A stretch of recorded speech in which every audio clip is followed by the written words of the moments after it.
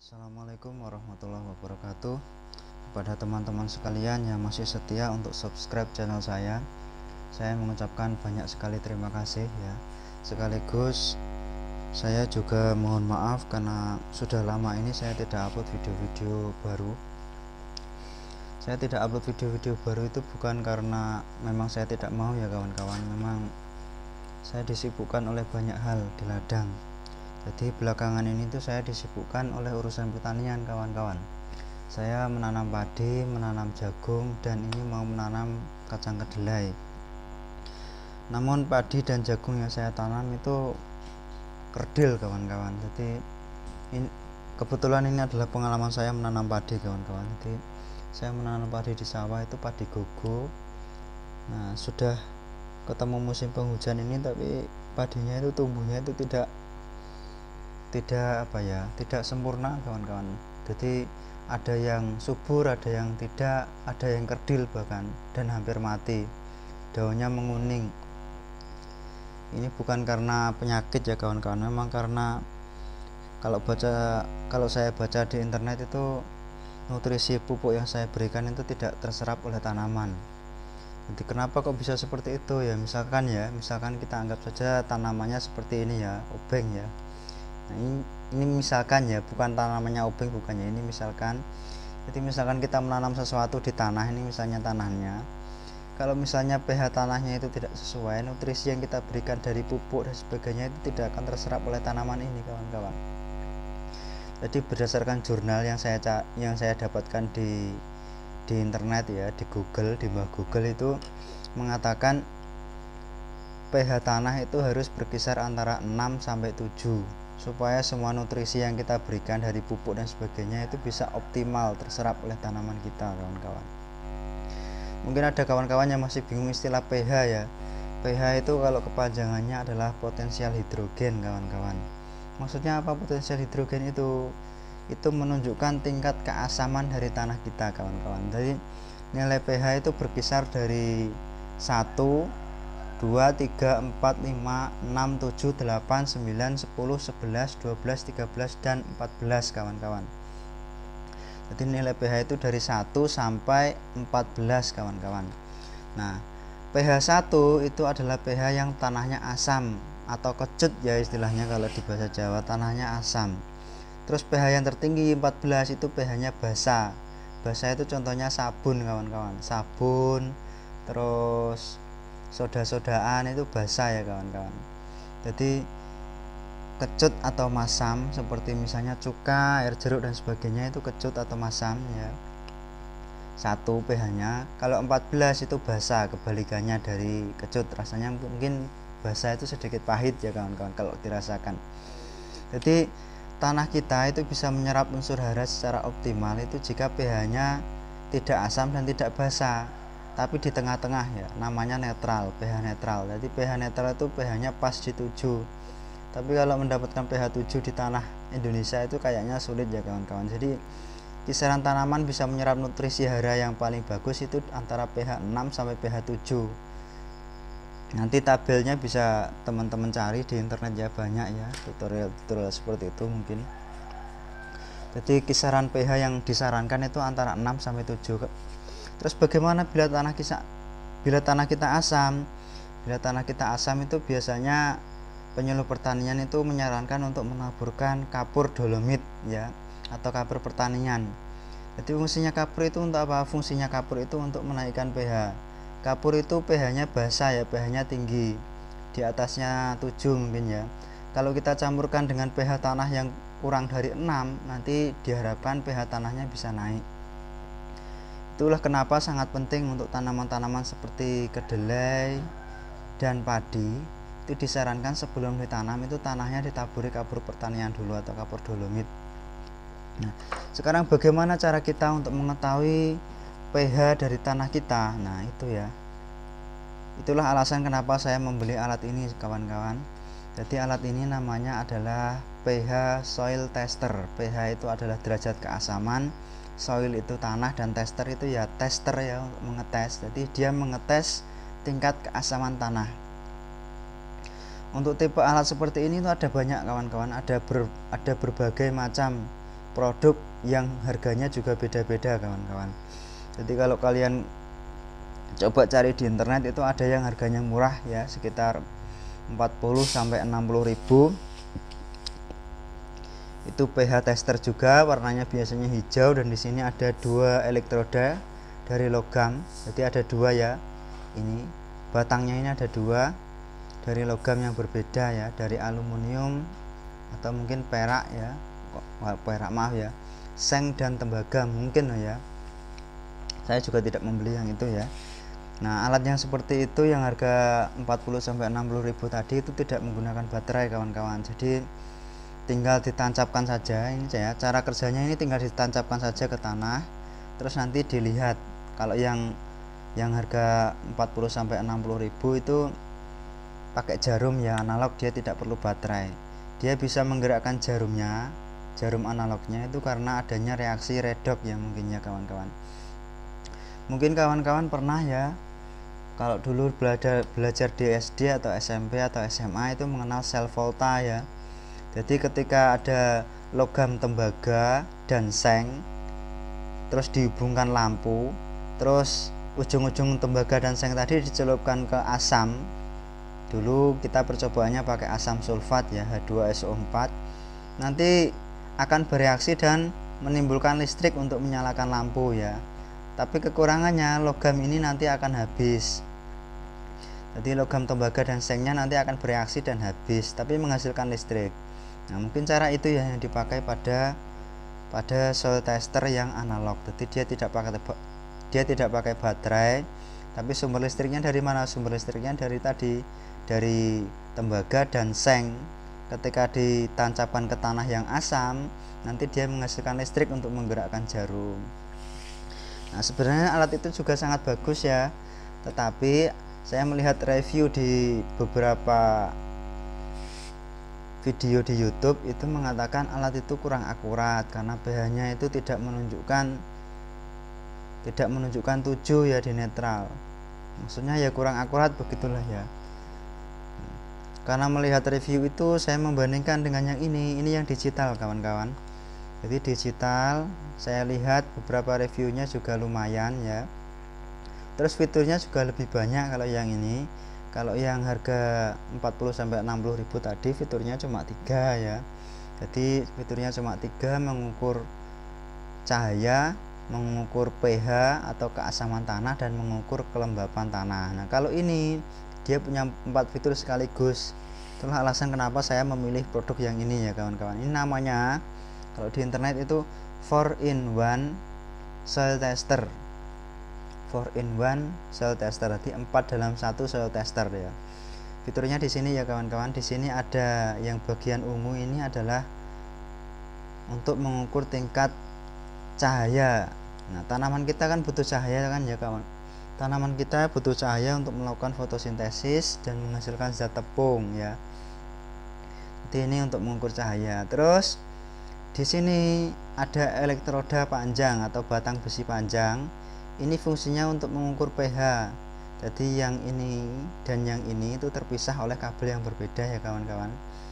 Ini gunanya untuk mengukur pH, mengukur kelembapan, dan di dalam tabungnya ini itu ada alat pengukur suhu ya kawan-kawan.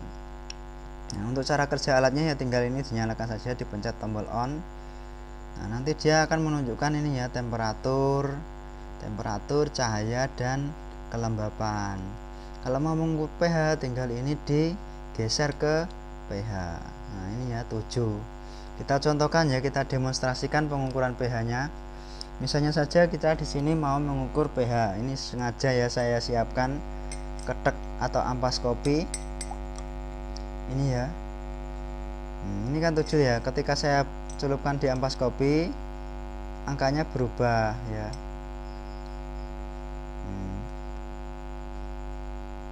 7, 6. Tadi sempat 5,5 juga kawan-kawan ya. Perlu kawan-kawan ketahui alat ini tuh punya ketelitian, punya apa ya istilahnya ya, ketelitian ya. Itu 0,5. Jadi kelipatan 0,5. Jadi kalau 7 misalkan turun ya 6,5, baru 6, baru 5,5. Jadi kelipatannya 55 kawan-kawan. Kelipatannya 55. Nah, kita coba lagi untuk yang lain, misalnya ini,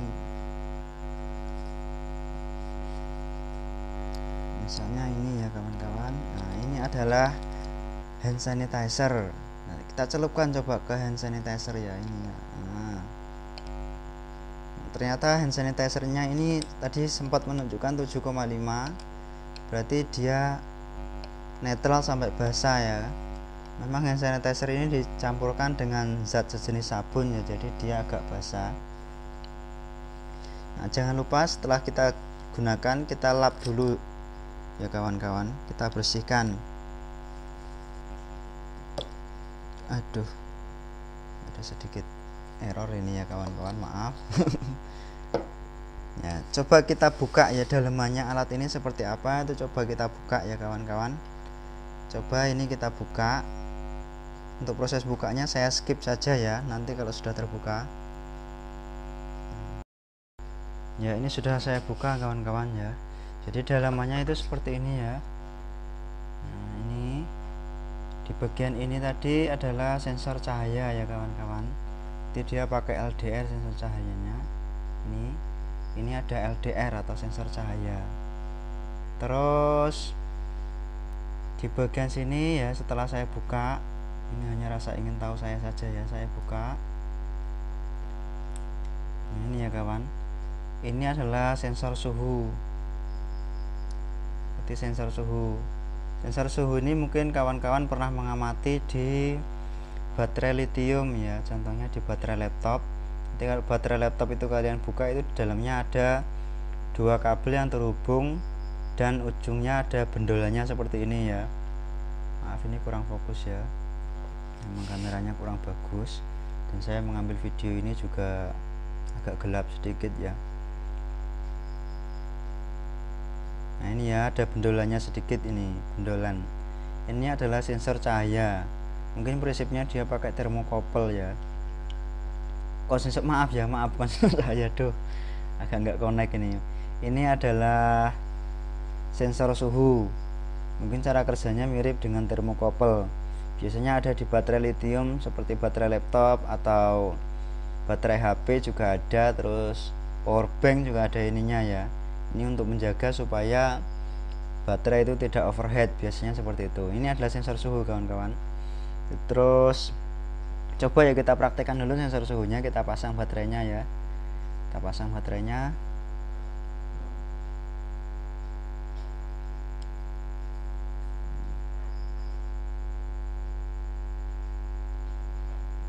Kita geser dulu ke suhu. Nah, jadi cara menggesernya ini di bagian belakangnya itu ada selektornya ya kawan-kawan. Nah, ini untuk menggeser mau mengukur pH atau suhu dan kelembapan ya. Nah, misalnya di sini ya 26. Nah, misalnya ini saya pegang.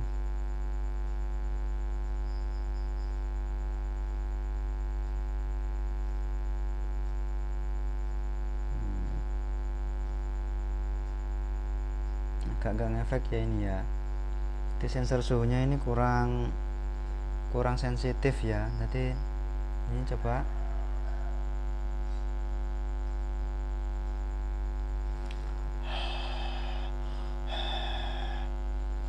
Maaf ya, itu tadi saya abapi ya. Saya kasih hembusan angin hangat dari mulut saya. Maaf, agak jorok sedikit ya. Jadi kelihatan ya tadi suhunya naik ya. Memang ini suhu tangan saya mungkin cuma 27 ya, kurang hangat, memang di sini agak dingin. Nah, itu ya. Ini adalah sensor suhu. Terus selain sensor suhu itu yang menuju ke elektroda tadi ada dua kabel lagi. Dua kabel ini adalah ya cuma terhubung biasa saja ke ujung-ujung logam ini. Jadi yang merah itu ada terhubungnya di sini, dan yang putih itu terhubungnya di bagian batang yang lebih panjang ini. Ini gunanya untuk mengukur pH dan kelembapan ya. Jadi batang ini itu pH dan kelembapan, terus ini itu untuk mengukur suhu, dan ini untuk mengukur cahaya ya kawan-kawan.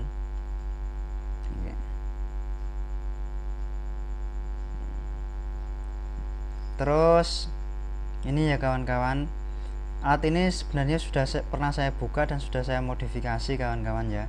Jadi sebelumnya kabel yang merah itu terhubungnya ke sini ya, memang tetap saya buat kabel merah tetap di sini, tapi kabel putih itu semulanya itu terhubungnya di sini. Jadi dia terhubung di ujung batang yang di sini ini dan dijepit sama klem. Nah, dijepit sama klem ini ya. Jadi kabelnya tidak menempel, dia cuma dijepit sama klem ini tadi. Dijepit di bagian ini ya. Jadi dia dijepitkan di bagian ini ya, seperti ini ya, tempelkan terus dijepit begitu ya. Dan itu settingan pabriknya seperti itu ya, mungkin supaya kita kalibrasinya bisa mudah. Jadi ini kan aluminium ya kawan-kawan. Aluminium itu kan, logam itu kan juga punya hambatan. Nanti semakin panjang logamnya, hambatannya juga semakin besar. Jadi kalau misalnya yang putih terhubungnya di sini, kalau mau kalibrasi itu kita tinggal tancapkan saja ke tanah, terus kita bandingkan dengan alat tester yang lebih akurat. Nah, pada kedalaman berapa dia akurat? Nah, begitu ya. Jadi pada kedalaman berapa dia menunjukkan nilai yang sama dengan tester yang lebih akurat. Itu tadi ya. Nah, saya menemukan ini masalahnya seperti ini kawan-kawan. Ini saya lepaskan dulu ya supaya tidak terjadi konsleting. Nah, jadi ketika alat ini saya benamkan sedikit, misalnya saya benamkan segini, misalnya menunjukkan pH 6,5. Saya benamkan lagi, pH-nya turun jadi 6. Saya benamkan lagi, pH-nya turun jadi 5,5. Saya benamkan lagi jadi 5. Saya benamkan lagi jadi 4,5. Itu ya masalahnya ya. Jadi kita benamkan ini sedikit atau lebih dalam ke tanah, itu nilai pH yang terukur berbeda kawan-kawan. Jadi bagi orang yang awam seperti saya, hal ini akan meragukan. Jadi nilai pH-nya itu sebenarnya berapa? 6,5 atau 4,5 atau 5,5. Karena kita benamkan sedikit sampai sedikit dan dalam, itu nilai pengukurannya berbeda kawan-kawan. Sebenarnya ini settingan pabrik ya, supaya kita bisa mudah dalam kalibrasi. Jadi pada kedalaman berapa yang pas itu bisa kita kalibrasi sendiri. Misalnya kita bandingkan dengan alat yang lebih teliti, kita tancapkan alat yang lebih teliti, misalnya menunjukkan pH 5 ya misalnya ya. Berarti tanahnya memang pH-nya 5. Terus kita tusukkan atau benamkan juga alat ini ke tanah. Kita benamkan, misalnya di sini terbenam segini 6,5, 6, 5,5 ya. Misalnya pasnya sama dengan alat yang lebih teliti tadi di sini 5,5 ya. Berarti batas tancapnya di tanah itu harus segini, kita tandai saja begitu ya. Itu lebih mudah. Kalau saya memilih seperti ini kawan-kawan. Jadi kabel putih yang maunya terhubung di sini itu saya ganti kabelnya dengan kabel yang lebih panjang. Saya hubungkan langsung ke bagian ujung sini. Jadi yang merah itu terhubungnya di sini, yang putih terhubungnya langsung ke sini ya. Dijepit. Jadi ini bisa dilepas kawan-kawan, ini bisa dilepas, tapi saya tidak akan melepasnya lagi ya. Karena ini sudah saya mantapkan tadi. Jadi bagian ujung ini bisa dilepas, terus bagian warna putih ini terbuat dari plastik juga bisa dilepas. Jadi kabelnya tadi cuma saya cepitkan ke plastik ini saja. Oke ya kawan-kawan. Nah, kemudian ini juga sudah saya solder ya, supaya solderannya tidak konslet. Ini saya kasih lem tembak. Nah, untuk kalibrasi selain dengan cara yang itu tadi, kita juga bisa melakukan kalibrasi dengan memutar ini ya. Di sini ada trim pot ya kawan-kawan. Ini ya, ada potensio atau resistor variabel VR nih ya, variabel resistor atau trim pot.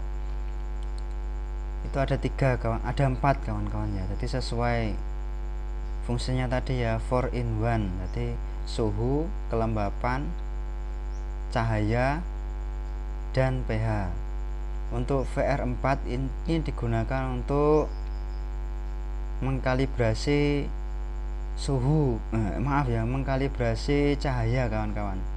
Jadi cahayanya itu tingkatannya ada banyak, nanti ada low, min, low, terus nor, terus high, terus high plus. Jadi ada 5 tingkatan ya. Low, main itu rendah sekali, low itu rendah, nor cukup, cukup atau pas, terus high tinggi atau cerah sekali, cerah, high plus itu cerah sekali. Itu ya. Kita bisa mengatur kebutuhan tanaman kita itu cahayanya cukupnya di berapa, itu bisa dengan memutar ini ya. Terus untuk memutar pH dan kalibrasi pH kita bisa memutar VR3 ini. Terus VR1 dan VR2 ini terus terang belum saya coba ya, karena saya tidak butuh mengatur setting banyak-banyak.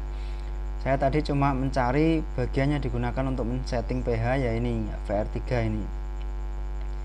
Jadi kalian bisa memutarnya untuk melakukan kalibrasi kawan-kawan. Nah ini ya mudahnya tester yang digital itu seperti itu. Yang analog juga bisa sebenarnya dikalibrasi, tapi dia memutar jarum ya. Kemudian jarum analog itu kalau yang harga 40 sampai 60.000 yang tadi ya, dia kan tidak menggunakan baterai tapi pakai jarum analog ya. Itu ada kelemahannya sedikit ya kawan-kawan. Kalau kawan-kawan pernah main-main di elektronika, biasanya kalau multitester yang dari jarum itu kalau jatuh itu gampang rusak ya, jarumnya rusak dan tidak bisa kembali. Itu ya kelemahannya. Kalau digital ini saya rasa lebih kuat ya, jatuh pun dia tidak apa-apa ya mungkin ya. Cuma ya ini dia butuh baterai. Harga per unitnya alat ini sekitar 150 ribuan ya. Saya belinya di Shopee kemarin, harganya 150 ribuan, dan dia tidak menyertakan baterai. Baterainya itu 9 volt ini ya, baterai kotak. Harga baterainya sendiri ini juga cukup mahal kawan-kawan, sekitar 30 ribuan sampai 40 ribuan ya ini. BC alkalin. Saya memilih baterai yang bagus ini supaya hasil pengukurannya bisa akurat, harapan saya seperti itu ya. Nah, kemudian kita bisa kembalikan saja ya alat ini ke kondisinya yang semula. Ya, selanjutnya kita coba praktekkan alat ini untuk mengukur pH tanah kita ya kawan-kawan. Ini penutup atau pelindungnya dilepas. Nah, terus kita tancapkan saja begini. pH normal itu harus menunjuk angka 7 ya. Jadi ketika kalibrasi, pH normal sebelum tertancap itu usahakan di 7 ya. Terus kita tancapkan saja ini di tanah. Kita tunggu sebentar ya kawan. Nah ini pH tanah saya berarti sekitar 5 ini ya, 5. Kita coba di tempat yang lain apakah sama. Nah 6, nah ini ya 5,5. Jadi kisaran pH nya ya sekitar segitu berarti tanah ini. Terus kita coba di bagian tanah yang lain. Nah itu ya, kelihatannya 5,5, berarti pH tanah ini 5,5. Ini agak kurang bagus ya untuk tanah sebenarnya, padahal ini sudah saya kasih kompos, sudah saya kasih pupuk organik, tapi pH nya masih segitu. Kita coba di bagian tempat atau pot yang lain, polybag yang lain. Sebentar ya kawan-kawan. Nah ini pH nya 6,5. Kita coba di bagian yang lain.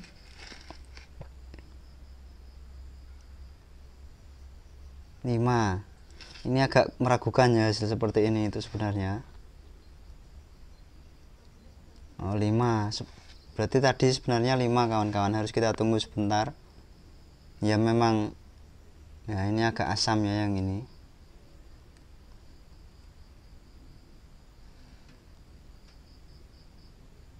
Ya 5,5 kawan. Oh ya maaf ya, sebelum kita tancapkan ke tempat lain itu lebih baik ininya elektrodanya kita bersihkan dulu supaya hasil pengukurannya bisa akurat dan tidak terpengaruhi oleh tanah sebelumnya.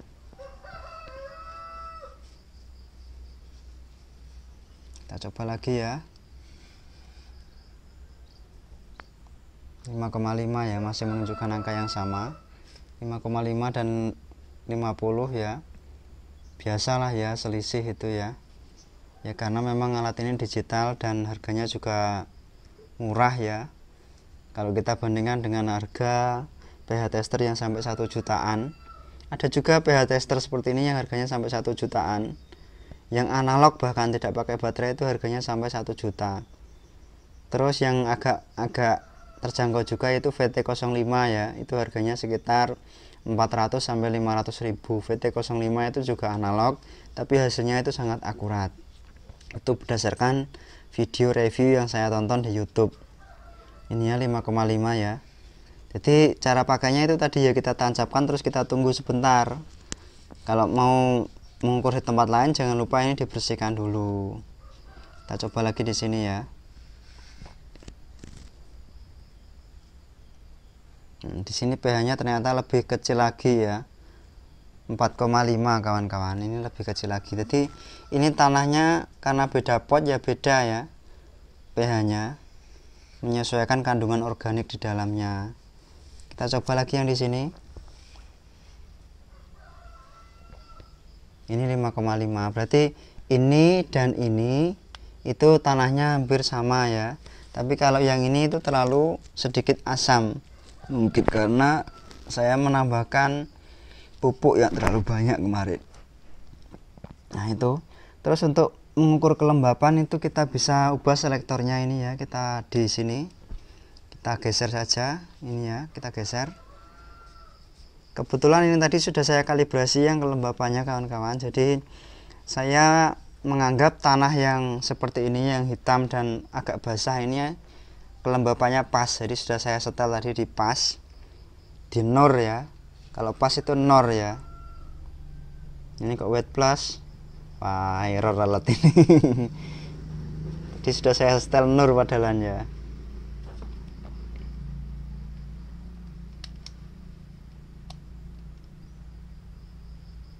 Mungkin terlalu dalam.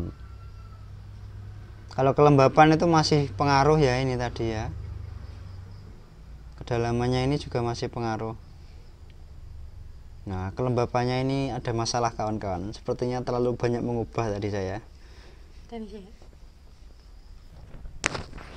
Ya, demikian tadi video review saya tentang alat 4-in-1 soil tester yang harganya juga terjangkau.